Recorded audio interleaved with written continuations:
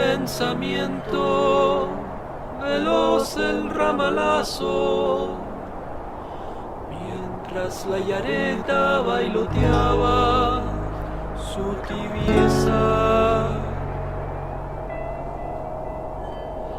La tarde terminaba de fundirse con la noche, el viento rugía sobre las cumbres, la noche cordillerana. En esa parte de la Puna de Atacama, el viento o la nieve o los siglos gastaron las altas estribaciones y dejaron en cambio un paisaje relativamente plano, a no más de 3.000 metros de altura, por donde es menos arriesgado lanzarse a la aventura andina hacia la banda del norte argentino.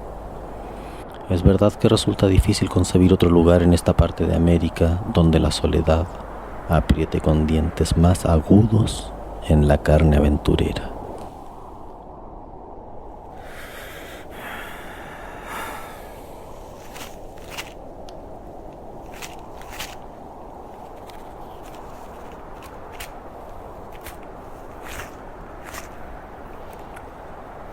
Padre Apacheta, aquí te traigo estas hojas de coca y estas lanas teñidas, porque con ellas se alivia y se abriga la vida que tú nos das en estas alturas. Ayúdame también en mis andanzas.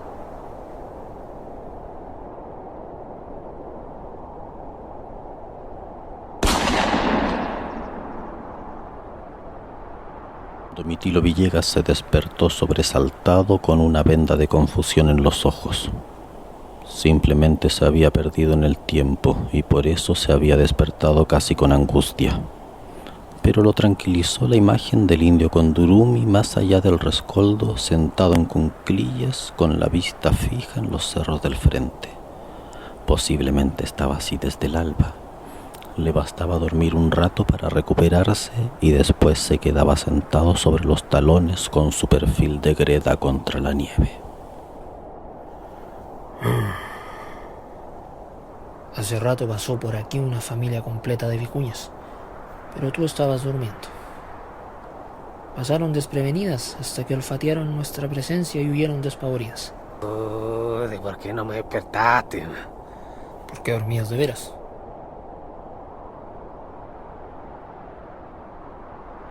Villegas miró el revólver, luego recogió el cinturón y ceremoniosamente se lo ajustó, como si con ello recuperara su poderío o su valor. Después se acercó al indio. Notó que en ese lado la pendiente del cerro era más violenta y se sintió incómodo. Entonces regresó a su refugio, pero Condorumi lo volvió a tranquilizar. Vamos a hervir agua para tomar té de burro. Tenemos que calentar el cuerpo con algo. ¿Y hay hielo para el agua? Allá, abajo, hay una laguna y en la orilla hay un yerbal. Capaz que también hay un nidal de parinas. Bajo corriendo. Y se lanzó a grandes saltos por la quebrada, como si fuera otra vicuña huyendo. Al rato nomás ya habían tomado la infusión de los cerros y una tibieza alentadora les vagaba por el cuerpo. Sin embargo, aunque el agua caliente disimulaba un poco, no dejaban de sentir la modorra del hambre. El Tilo Villegas desabrochó el cinturón y, con el revólver puesto en la cartuchera, lo dejó a su lado, listo para el manotazo oportuno. Ese revólver era su oficio y lo sabía manejar con la maestría que le habían dado los largos años de andanzas. El Tilo Villegas se reía cuando advertía la mirada envidiosa del indio y lo tranquilizaba aconsejándole: No, mejor no aprenda nada. El que dispara una vez, dispara dos veces. Después no puede dejar de hacerlo, aunque sea para defenderse. Y el indio pensaba que lo que decía el Tilo debía ser verdad, porque entre el revólver y la cordillera, él prefería la última como arma, como defensa y como amor a la vida. ¿Nos vamos? Sí, nos vamos. Nos vamos.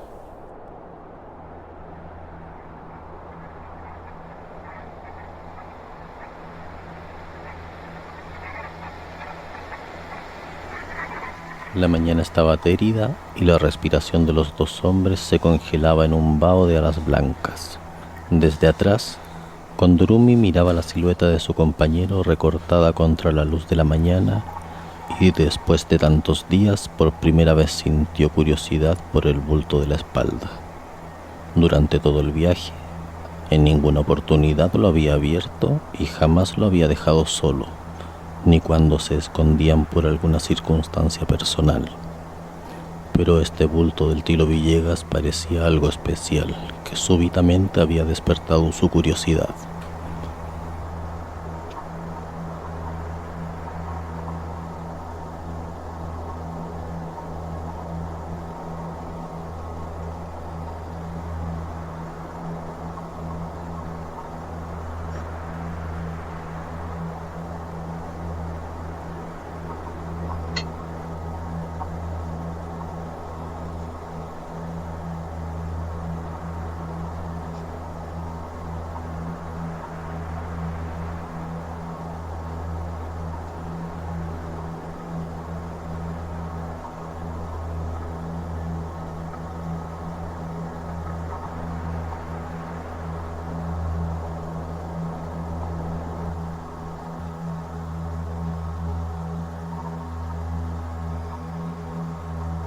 La masa de nubes densas, apretadas de agua, neblinó los cerros y oscureció la mañana.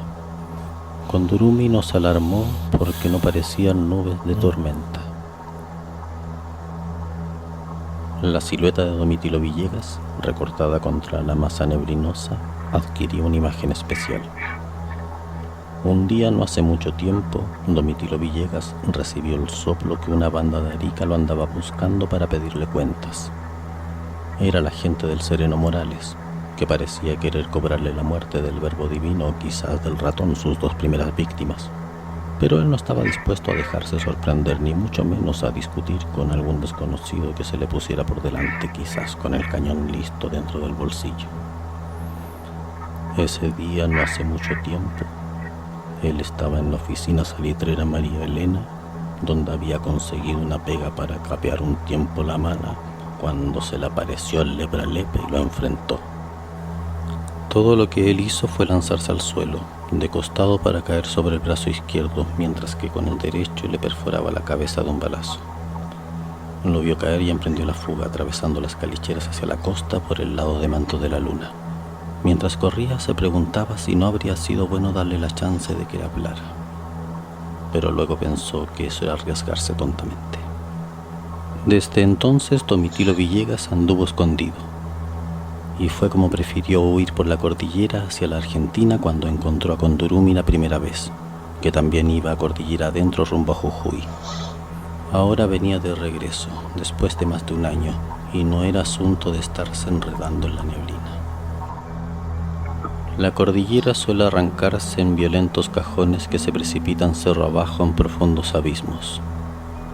Desde arriba no se nota el precipicio porque la pendiente suele ser tan brusca que el paredón se abre de repente.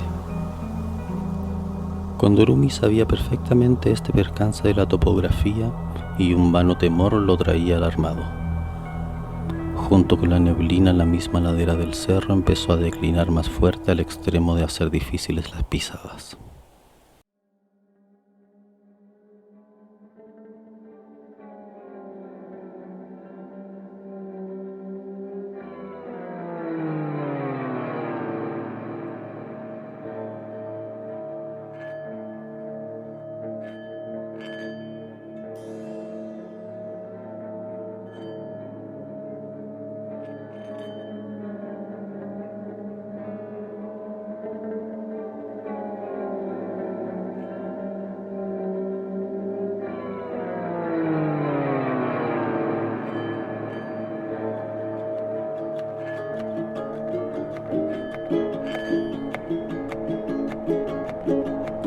La masa de nubes se hizo más compacta, de modo que ya no pudieron ver lo que había alrededor de ellos a más de 5 o 6 pasos.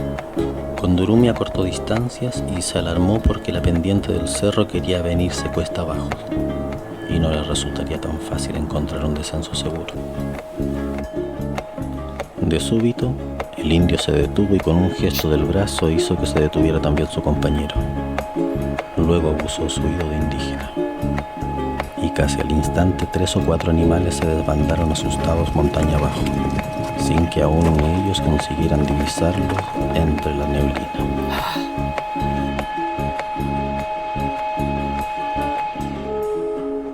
Por la forma de correr pudo haber sido una familia de vicuñas o de alpacas que se desbandaron. Si yo supiera disparar, hubiera baleado por ahí, y capaz que ahora estuviéramos preparándonos para comer. Tilo Villegas sintió que con el comentario de Condurumi la neblina se le metía en el corazón.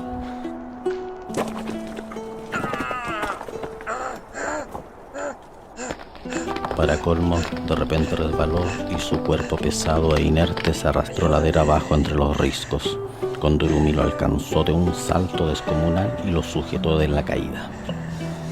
El bandido se empezó a incorporar de a poco, callado con vergüenza de su inhabilidad. Registró sus dolencias y accionó las piernas. Le dolía violentamente la mano derecha. Cuando pudieron reanudar la caminata, Condurumi dispuso la bajada de modo que el Tilo fuera a su lado, pero un poco más arriba. Así, si volvía a resbalar, él lo podía sujetar con facilidad. El rostro de Villegas acusaba la neblina interior. El descenso les ocupó todo el día, a veces por risqueros peligrosos y otras por desfiladeros que cortaban el aliento. Al Tilo se le hinchó la mano y el dolor lo acompañó con crueldad. Además, al poco andar descubrió que también se había roto una rodilla, de modo que el descenso lo hicieron con precauciones y con molestias. Pero cuando llegaron a los pies del macizo, la neblina había quedado arriba y ellos podían gozar del valle. Condurumi descubrió una mata de basal y se alegró porque con eso se puede preparar un guiso.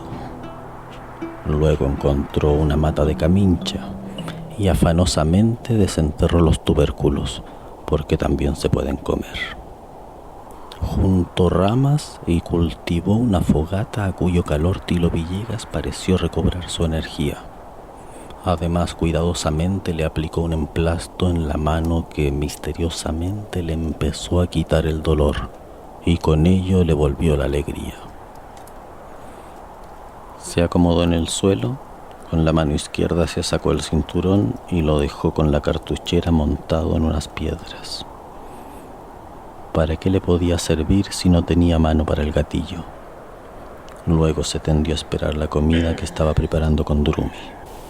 Tilo Villegas se puso a saborear los tubérculos de camincha, que le parecieron una delicia. Los devoraba con hambre y con alegría.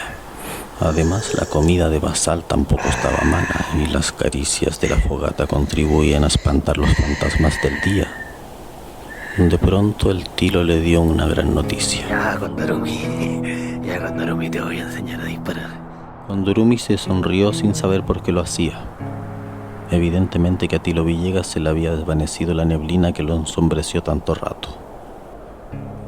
Cuando a la mañana siguiente Domitilo Villegas abrió los ojos amodorrados, encontró a Condurumi en cuclillas, inmóvil bajo una escultura de greda, con la vista fija en el confín. Desde ese lugar, la cordillera se empezaba a transformar en lentos valles que descendían con cierto declive todavía. Algunos canales de agua jugueteaban desde la nieve y formaban más abajo un pequeño riachuelo.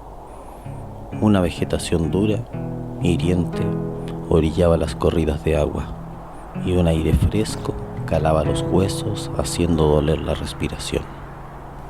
Todo esto sin decir media palabra, porque Condurumi nunca sabía por qué la gente tiene que hablar para entenderse.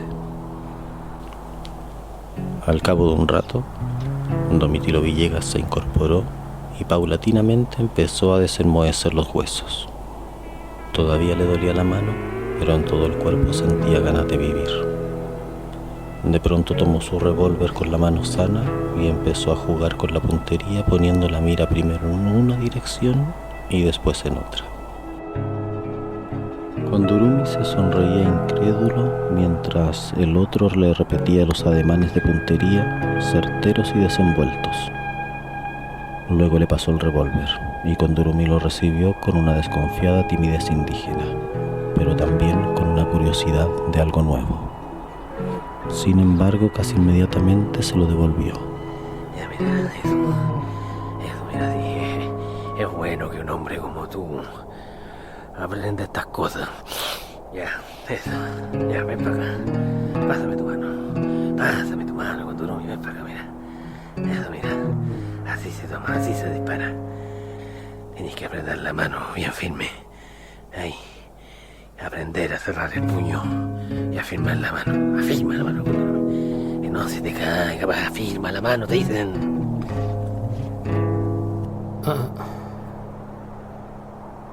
Dispara tú primero.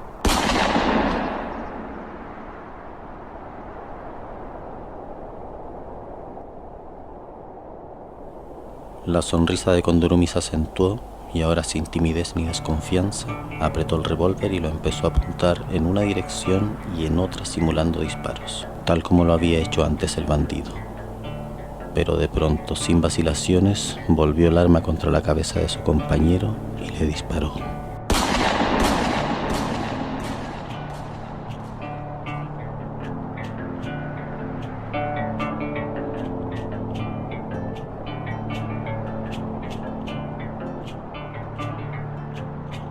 El cuerpo del hombre se desplomó de golpe, sin estertores, muerto inmediatamente.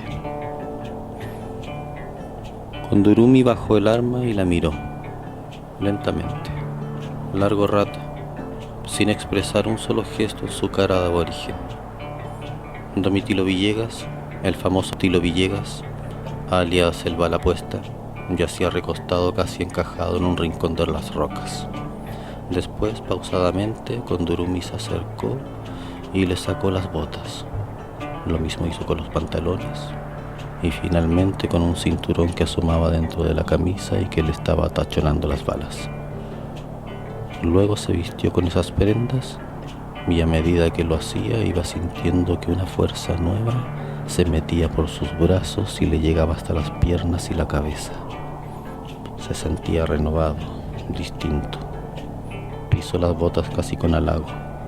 Se ajustó el cinturón exterior con la cartuchera, recogió el saco del bandido y sin averiguar lo que contenía se lo echó al hombro y empezó a caminar cordillera abajo por el valle. Ni una sola vez regresó la vista hacia el bandido muerto. Por el contrario, pensó que tardaría mucho tiempo para que otro hombre pasara por ahí, porque en la cordillera las cosas suceden lentamente y a veces no se saben nunca. Ahora sí que era Honorio Mamani, aunque sus amigos le dijeran Kondurumi. Si alguien lo hubiera mirado desde alguna cumbre, lo habría visto como una sola sombra perdida, infinitamente pequeña en medio de la soledad tan vasta como toda la tierra, y donde nadie podría ser capaz de enfrentar a la naturaleza o al hombre si un zarpazo de fatalidad arremetiera de súbito en su contra. Y lo que es peor, a nadie le importaría.